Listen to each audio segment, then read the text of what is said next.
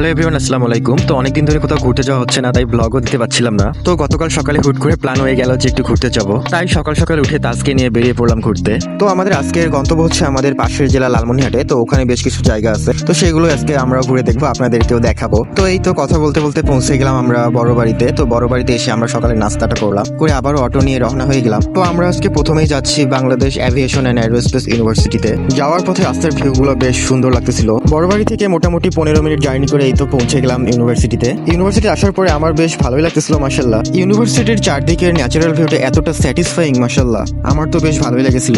তারপর আমি পুরো ক্যাম্পাসটা ঘুরে দেখছিলাম। ক্যাম্পাসটা অনেক গোছানো প্লাস অনেক সুন্দর। তো গেলে আশা করি আপনাদের সবারই ভালো লাগবে। আর এই ইউনিভার্সিটির পাশেই রয়েছে বাংলাদেশ বিমান বাহিনীর ক্যাম্প প্লাস এয়ারপোর্ট। লালমনিরহাটের এই বিমানবন্দরটি এশিয়ার দ্বিতীয় বৃহত্তম এয়ারপোর্ট ছিল একসময়। তো কর্তৃপক্ষের উচিত আবারও এটাকে উদ্যোগ নিয়ে নতুন করে চালু করা। এটা বিমানবন্দর চালু হলে আমাদের উত্তরবঙ্গের মানুষের ব্যাপক সুবিধা হবে। তো আপনারা অবশ্যই আসবেন এই জায়গাটায় ঘুরতে, আসলে অবশ্যই আপনাদের ভালো লাগবে। তো এয়ারপোর্ট আর ইউনিভার্সিটি ঘুরতে ঘুরতে আমার বেশ গরম লেগে গিয়েছিল। তো বের হয়ে দেখলাম আখের রস, তারপর একটা আখের রস নিয়ে খেতে লাগলাম। আখের রসটা বেশ মজাই ছিল, একটা লেমনিশ ফ্লেভার ছিল, ভালোই লাগতেছিল। তারপর এই জায়গায় ঘোরা শেষ করে আমরা রওনা হয়ে গেলাম নতুন উদ্দেশ্যে। আপনারা আমার জন্য দোয়া করবেন যেন রেগুলার ভিডিও দিতে পারি। আলহামদুলিল্লাহ।